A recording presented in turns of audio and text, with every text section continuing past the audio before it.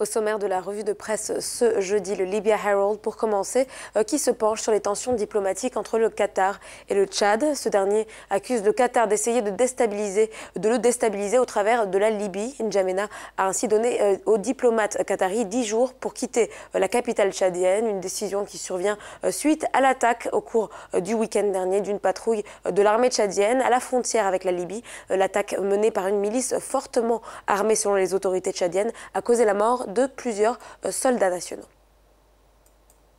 Au Nigeria, à présent, le Daily Trust nous parle du débat politique autour de la criminalisation des discours de haine. Le journal explique que les dirigeants du pays ont récemment été indignés par la quantité de discours de haine qui se propagent sur l'espace public et notamment sur Internet, notamment depuis l'ultimatum émis par le Forum des jeunes d'Arewa aux Igbo vivant dans le Nord, exigeant de leur part qu'ils quittent la région dans un délai spécifique. D'abord, le vice-président Yemi Osinbajo a fait part de son inquiétude, soulignant que les discours de haine seraient érigés en actes de terrorisme lors d'un séminaire sur la sécurité nationale.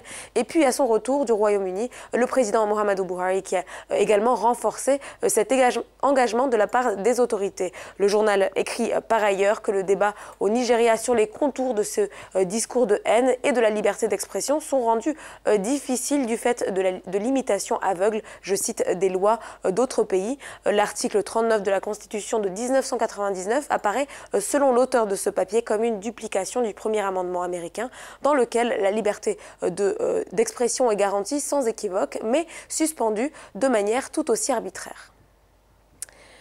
Terminons cette revue de presse par un regard sur un type d'agriculture qui rapporte beaucoup d'argent au Rwanda. Katie Press nous raconte qu'un agriculteur ne cesse son ascension sur les marchés internationaux en exportant un piment de plus en plus prisé. Dieudonné Twariwa, fondateur de Gashora Farm, fait pousser son piment sur 150 hectares de terre dans le district de Bugesera et dans d'autres parties du pays. Il récolte 10 tonnes de chili sec chaque saison.